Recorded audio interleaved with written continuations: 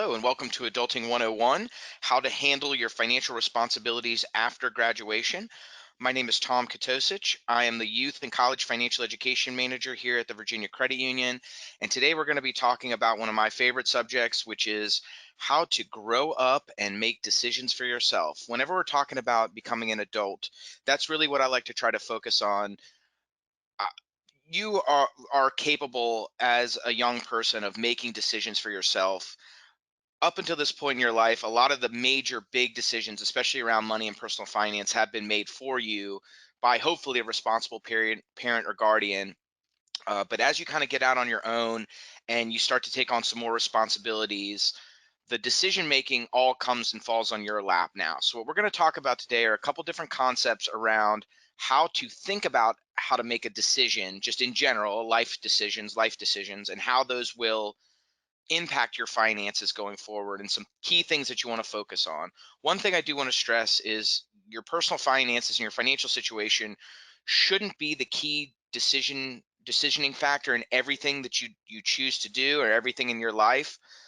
If you go down that route, it could lead to a lot of stress and missing out on a lot of really great opportunities because it may not be the most financially advantageous thing for you to do.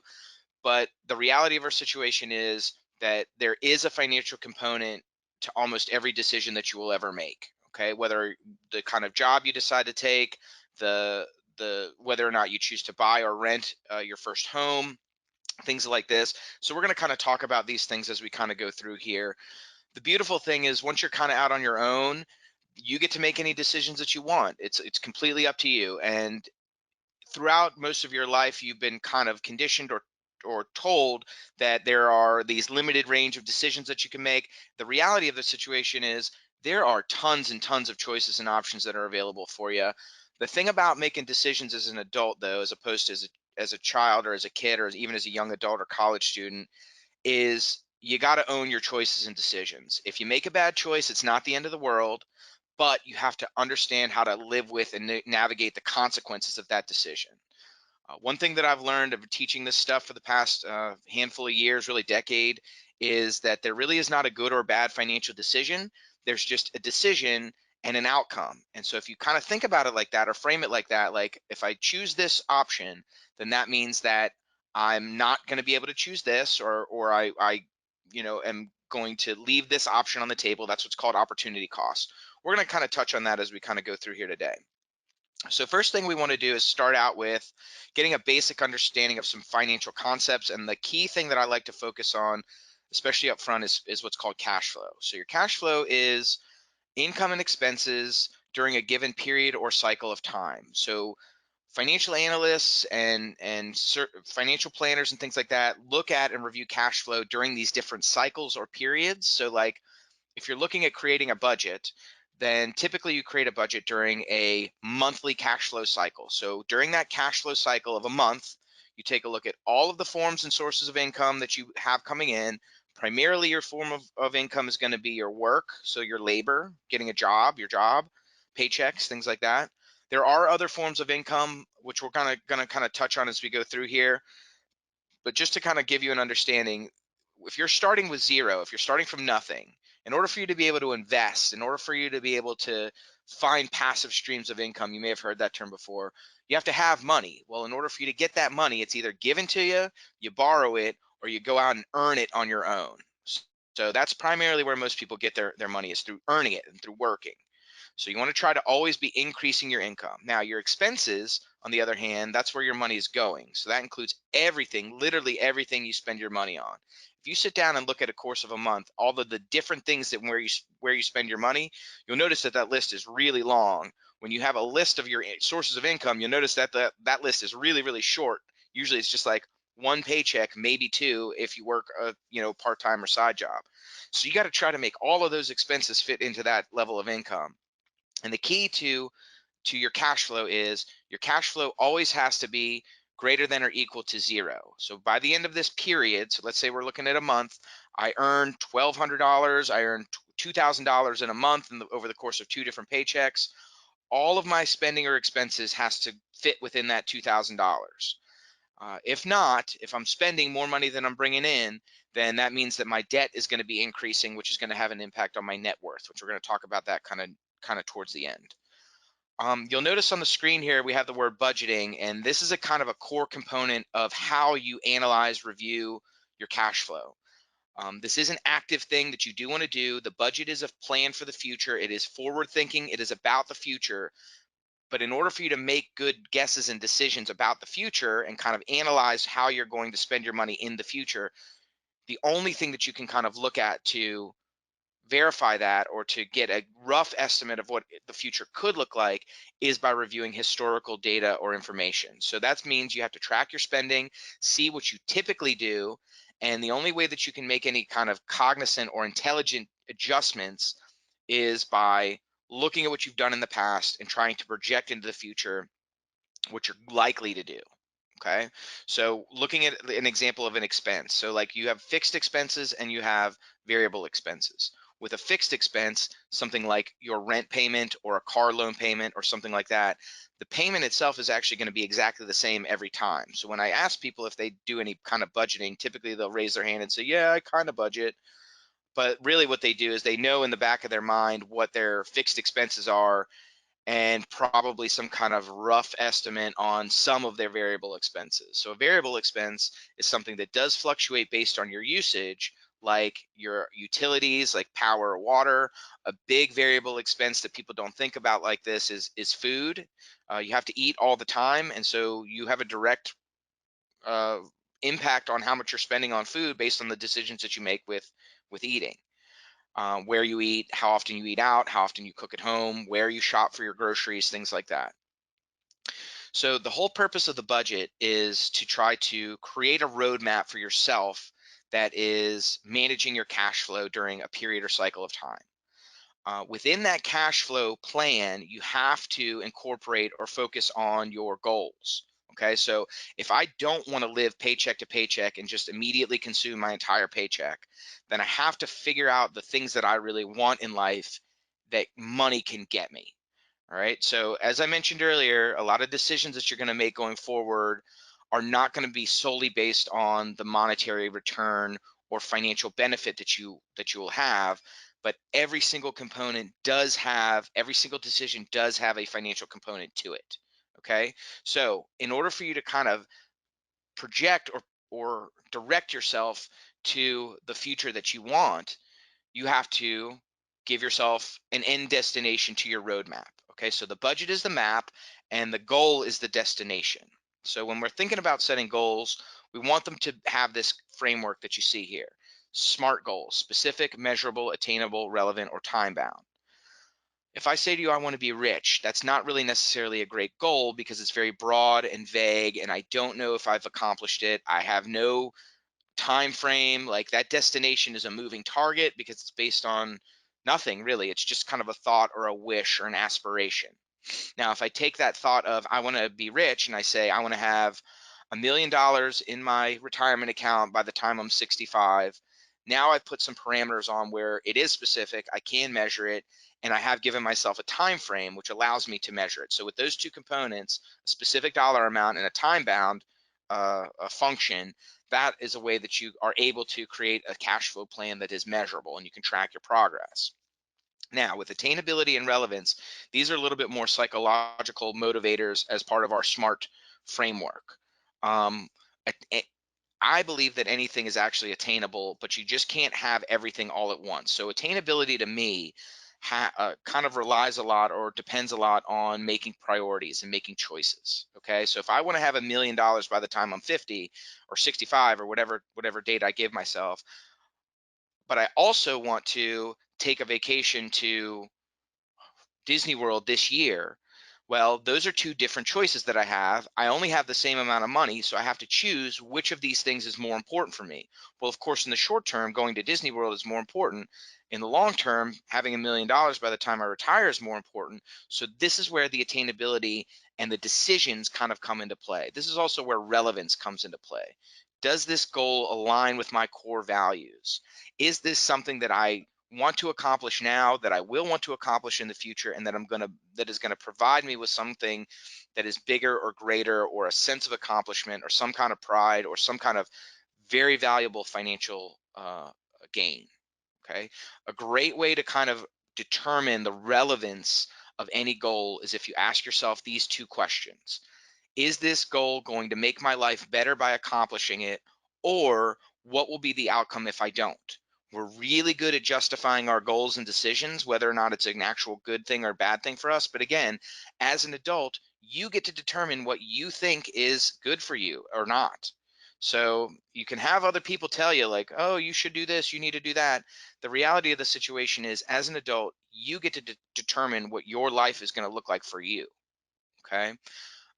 But with that being said, again, once you've determined what you think is good for you, you do have to live with the consequences of the decision that you make. So if I choose to go to Disney World now, as opposed to save that money for my retirement later, when I get to my retirement later, I have only myself to blame for not prioritizing that over the trip to Disney now. I hope that makes sense. You don't always make the smart. It doesn't make sense to always make the smart long-term decision. But if you don't make the smart long-term decision at least some of the time, then when that long term comes, when that time comes, you'll be regretting it. Okay. Debt is another part of being an adult and managing loans and understanding how lending works. Again, this is around decision making. This is around whenever you're looking at purchasing something or doing something that has a fairly large financial implication for you. You have a couple different ways to pay for things. Okay. You pay for it with money that you've earned and saved. You pay for it with money that's been given to you, which is not often an option for most people. Or you pay for it through borrowing it and promising to repay it later. Okay. Debt can be an incredibly, incredibly valuable and powerful tool if you know how to use it responsibly. Okay. The way that I look at this is debt is a financial tool or instrument, and it should only be used for financial benefit or gain.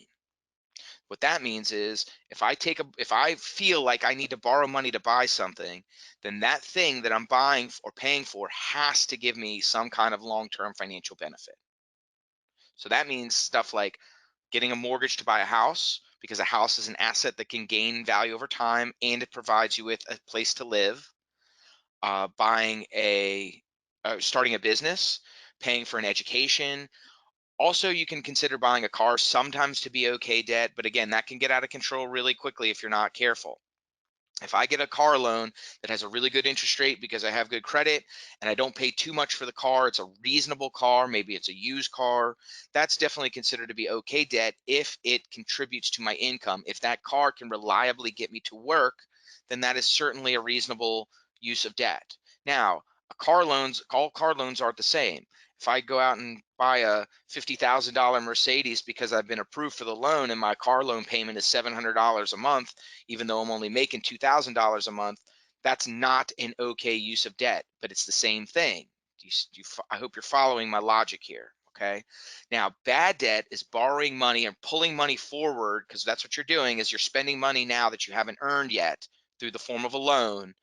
Bad debt is basically borrowing money to pay for things that you can't afford now and not having a reasonable expectation to repay it. It has really bad interest rates, and it does not contribute to your income. It does not contribute to your net worth. It does not contribute to you financially.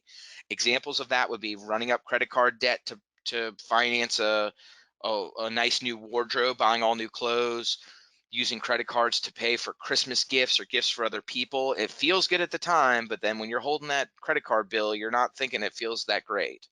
Also, sometimes paying for experiences with credit cards, like going on vacations. It's a very common thing, like paying for a trip or airline tickets using a credit card.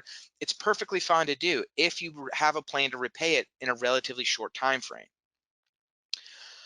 One thing around managing debt responsibly is also about how to build and establish credit and understanding the credit reporting system.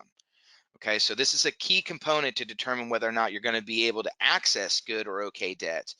Even business loans look at your personal credit. So basically, what credit is if you don't pay your bills, if you don't utilize the system in a way that the lenders, which is the credit union and banks or credit card companies or mortgage lenders, if they don't think that you're responsible for paying your bills or will be responsible in paying your bills, then they're simply going to not lend you money. Or they will lend you money, but because you're going to be a higher risk, then they're going to charge you a lot of extra interest that you would not have to pay if your credit score was really good. This is what's called risk-based pricing in our industry, and it makes a lot of sense if you're the lender, but it doesn't necessarily make sense if you're the borrower. It's not necessarily, people don't think it's necessarily fair, because people who are already kind of struggling to pay their bills, if you miss a bill, then your credit score goes down, and if your credit score goes down, then your interest rates and your payments go up, and so it's kind of a cycle that can hurt you really bad. Key thing about this is, if you look at this from a rational perspective, if you walk up to me as a person, not as a bank, but just as a person, you say, I want to borrow money, and I look at you and I say, well, I have a copy of your history, and you sometimes don't repay your loans as you've agreed with these other people over here, and this one you've defaulted on, and you've had to let go of these ones here. That represents somebody who has a poor credit history, and I am not likely to give you money or lend you that money because I don't think that you're going to be reliable enough to pay it off. Now, one of the key things about this as a young person is you typically have little to no credit history unless your parents are really savvy and have gotten you started early. So building credit can be a little bit tough at first. What you need to understand is you need to have loans in order to be able to build credit. So apply for a credit card, get a personal loan, get a car loan, have a cosigner, have a secured loan or credit card. These are all strategies or suggestions to help you build credit, but you have to kind of start somewhere. The key is, once you kind of start, then you have to make sure that you are learning how the system works and you're following the rules in order to build good credit. Because once it comes time for you to start your business or buy your first house or get that car, you need to have a positive credit history in order to be able to do that. Number one thing you can do to build your credit history is have credit and actively use it, and never miss a payment on anything. Only loans can help you build your credit, but missing payments on any bills can severely negatively impact your credit. Okay. Another thing that you want to kind of keep in mind is this amounts owed, which is that bottom pie piece of the pie right there is 30%. Whenever you're whenever you have a credit card, and if you don't have a credit card, I definitely recommend learning how a credit card works and getting one soon, because it is a very powerful tool in building credit. But whenever you have a credit card, one of the key things that your score looks at is how much credit card you use. So when you get a credit card, you're given a limit. Let's say that limit is $1,000. If I use $500 on that credit card and I don't pay the whole thing off, I just make the minimum payment, then my utilization ratio is 50%. So I'm using $500 of $1,000. If I only have $300 on that, my ratio is 30%. So that's a smaller number. You want that number to be as small as possible. Good best practice with credit cards is just use it as a way to pay for stuff and then pay it off in full immediately. Okay. If you're having trouble getting approved for a credit card somewhere, you can consider getting a cosigner, but I wouldn't necessarily recommend that, because at some point you're going to want to close that line of credit out. You don't need to be on the credit card with mom or dad forever, or your guardian or whomever might cosign with you. And as soon as you close that out, then your length of credit history will shorten to your next newest thing. So you want to kind of consider getting a credit card for yourself on your own. If you can't get approved for a regular credit card through your current bank or credit union, which is a good place to start, then try doing what's called a secured credit card, which is where you put your money down up front, and because you've already prepaid it, you're less of a risk.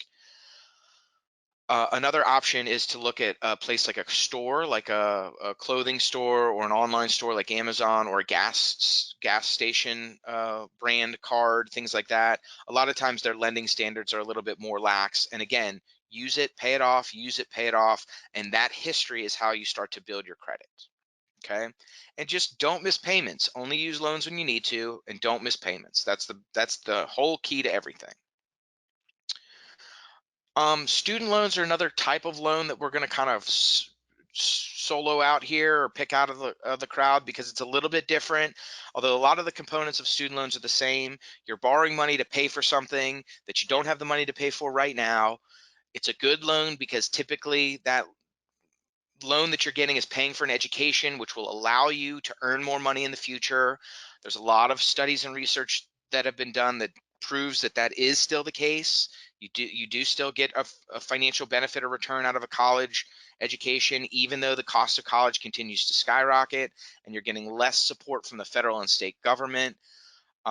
It is definitely a valuable thing to have. I recently put myself back through school and got my master's degree.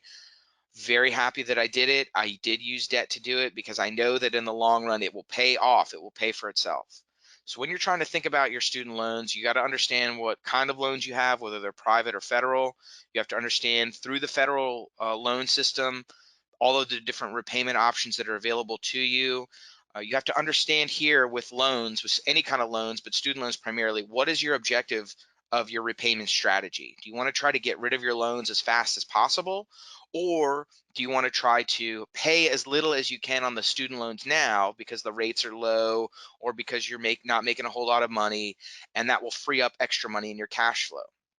So remember, your loan payments are part of your cash flow equation or analysis, and that's income minus expenses. One of your expenses, or maybe multiple expenses, are your loan payments.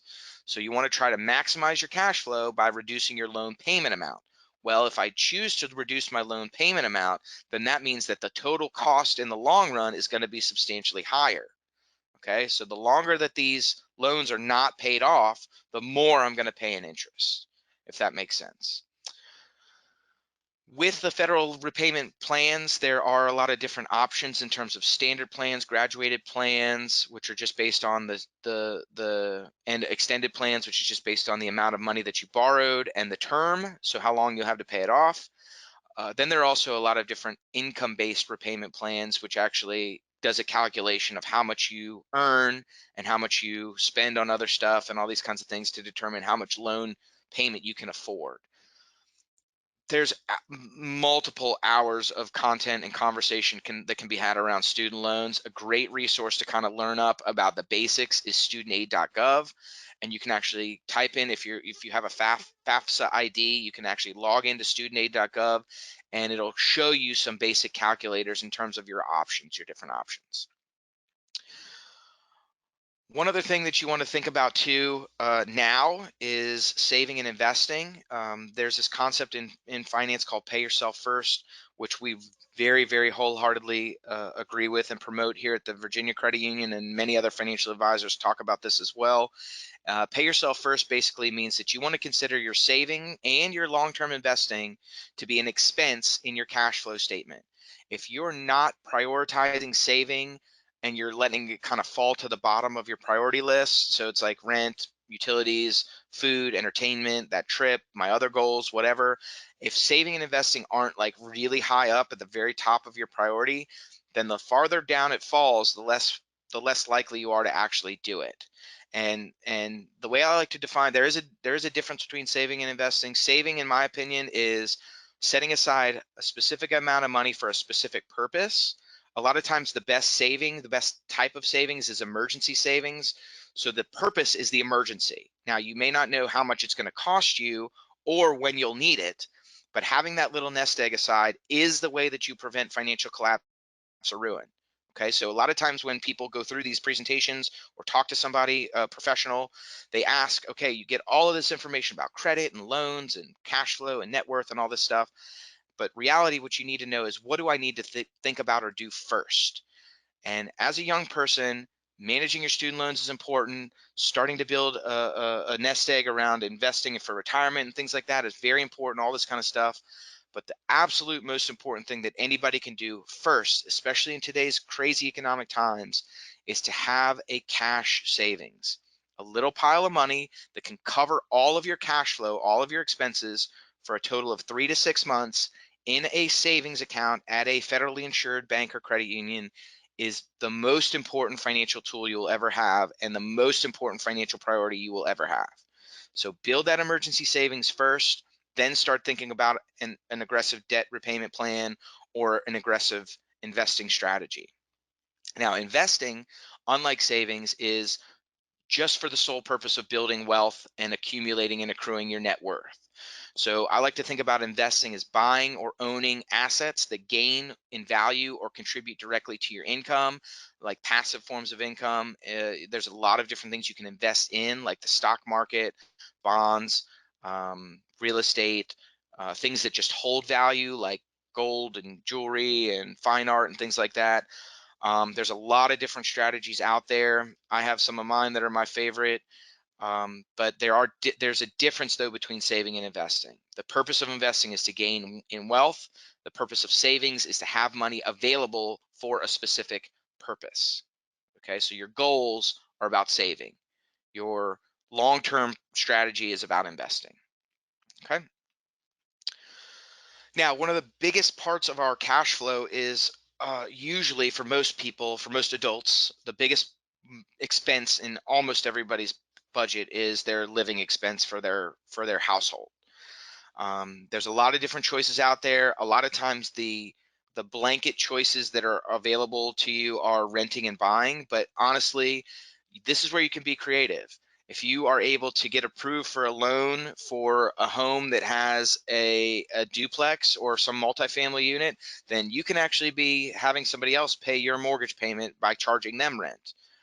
If you can live at home for a little while you're getting your emergency savings built up and you're working on your debt repayment strategy and your parents are cool and it's a reasonable living environment, there's absolutely nothing wrong with doing that, right? Remember, you want to maximize your cash flow. And if one of your biggest concerns on your cash flow is your living expenses, you want to try to reduce that as much as possible, right? Now, buying a home is another type of a way that you can live, and there are investment aspects to it, and there are lifestyle aspects to it. When you're owning a home for your own uh, primary residence, like you're living there, you're not actually collecting cash from owning that house. You're paying a mortgage payment, or you buy the house with cash, but that's not necessarily a good idea in most cases. But buying a house with a mortgage, you're paying a mortgage like you're paying rent. The difference between renting and owning, though, is every time you make a loan payment, you're getting some of that money back in the form of equity in the home that you own. Okay, but there are a lot of additional costs to owning a home besides just the mortgage payment. If your water heater breaks, if you get a hole in your roof, you get a leaky roof, it is your responsibility 100% to pay for that. When you're renting, you cut a check to the landlord, and everything else is their responsibility. What a lot of people don't tell you though in that scenario is you're still paying for the water heater and you're still paying for the hole in the roof. You're also paying the guy who owns your property, and he's making a profit off of you renting from him. Huge advantages to renting though are your costs are relatively controlled, although your rent can go up over time, but it gives you a lot of flexibility in terms of your employment opportunities. Buying and selling houses carry huge transaction costs. Like it is not cheap to buy a house and it's not cheap to sell a house. So renting allows you the flexibility to be able to pick up relatively quickly and inexpensively to move across the country if you find a better job opportunity. In order to buy a house, you need to have down payment and closing costs. I don't know of any scenario where you can just straight up buy a house with nothing. If you have no money saved, if you have no down payment, there are ways that you can do it with relatively little money saved and very little closing cost, or you can borrow money for those things. But uh, there's no scenario that I know of where a lender is just going to give somebody with no credit history and no money saved up a $200,000 loan to buy a house. You are allowed to use gifts from family members, but all of that needs to be documented based on underwriting rules. When you get your first loan payments, like you see on the screen, principal, interest, taxes, and insurance. So whenever you're making your loan payment, these are the different components of your actual payment. You pay back what you owe, which is your principal. You pay back what the bank is charging you, which is the interest. And then a lot of times people include their taxes and insurance in their regular payment so they don't miss it. That's what's called an escrow. So it goes into an escrow account, and then the bank pays it on your behalf, because there is a risk for the bank if you have a loan through a bank or through the credit union or something like that, and all of a sudden you stop paying your taxes or you don't pay your insurance, then the asset that the bank co-owns with you, which is the deed to the house, then they're at risk of losing that property. So if you don't pay your taxes, then the government will seize your property eventually. It takes a long time for that to happen. So that's why it's very important for the lender to make sure that you're paying your taxes and insurance. One of the last things that we're going to kind of touch on here is how you do build wealth over time, and that's through this number called net worth. This is a calculation that you can do where cash flow is about income and expenses during a time cycle or period. Net worth is actually something that gets calculated during an instant moment in time. And it is the present value or the current value of all of the assets that you own. So any property that you own, that includes stock and bond investments, that includes your any real estate that you own, that includes any tangible assets like commodities like gold or silver or jewelry or family heirlooms or antiques, whatever the current asset value is that you can sell it for. The way I like to think about this is if I had a massive yard sale and I liquidated literally everything, how much cash would I have at the end of the day? That is the asset side of your net worth. Okay.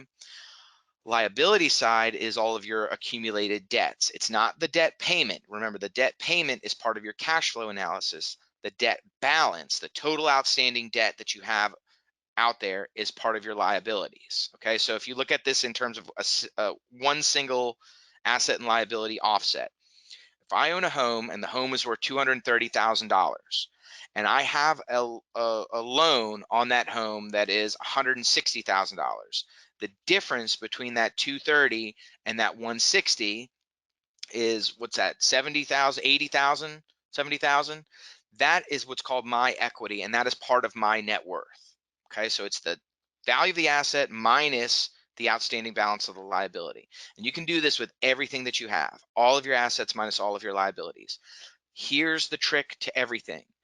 Your objective is to take your cash flow and allocate some of every dollar that you make towards accumulating or purchasing assets that have or gain in value over time.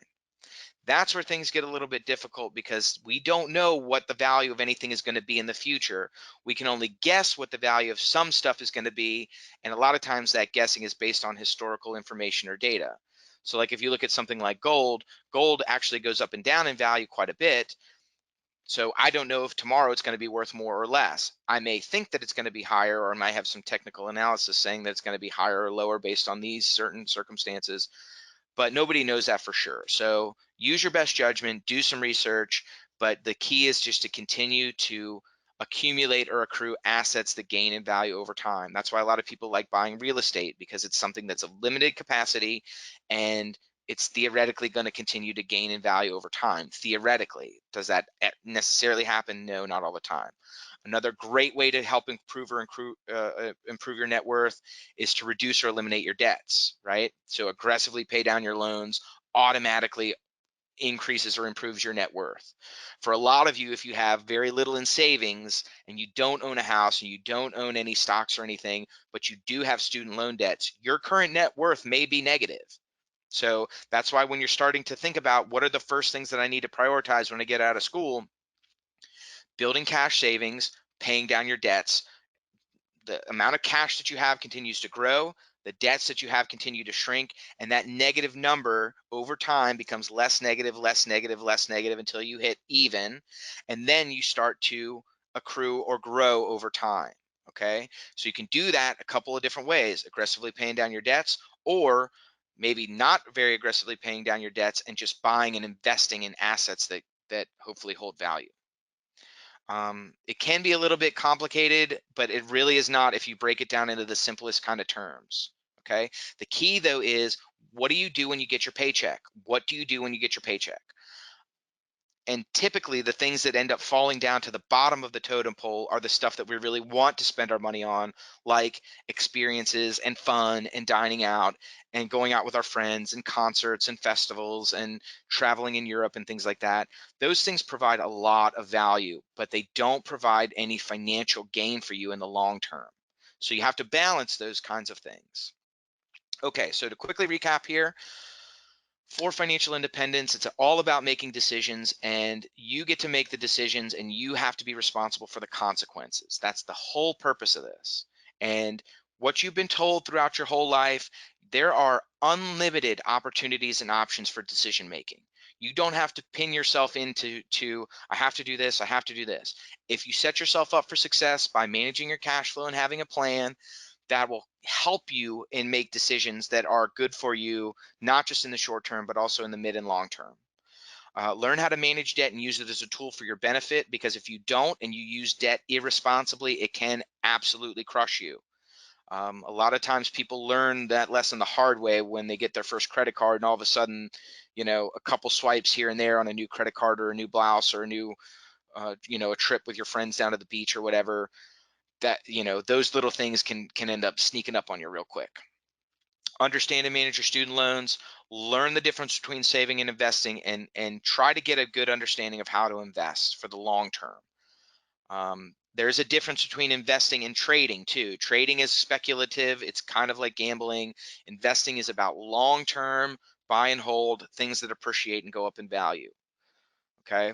You can make money on both, but your probabilities are, if you're a long term investor, like, just, you can educate yourself, and hopefully you'll make some good decisions there. Consider purchasing a home. Remember, a home purchase is an investment and a lifestyle choice. It does require you to plant some roots in a location, but again, the number one transfer of wealth from one generation to another is definitely that home. Okay, you're likely to spend down all the rest of your retirement savings before you pass away. So if you have kids or you have a family and you want to pass something on to them, it's typically in the value of a home that's completely paid off. So don't get a reverse mortgage or any of that kind of stuff when you're retired, if you want to give your kids money. Okay, if you have kids and you want to give them money. The number one thing, though, is absolutely to track your wealth and measure your net worth over time. This is your measuring stick. This is how you can know for a fact whether or not you are more financially valuable this month than you were last month. Okay, this is the number that you need to focus on. Am I buying and accruing assets that are valuable?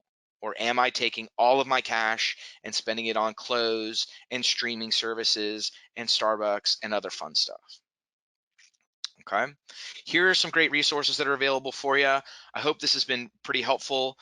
My name is Tom Katosich again, and I work at the Virginia Credit Union. Feel free to reach out to me at any time. Our entire financial education team here at the Credit Union is here to help you. You can reach us all collectively at financialeducation@vacu.org. Great resources here up on the screen. You have the power to make good decisions, and you have the authority to make good decisions. And other than taxes, everything is your choice. So make good choices. If you make bad choices, try to learn from those and not repeat those decisions again in the future. So again, I hope this was helpful. Remember, we got you and we're here to help. So thank you very much and good luck to you.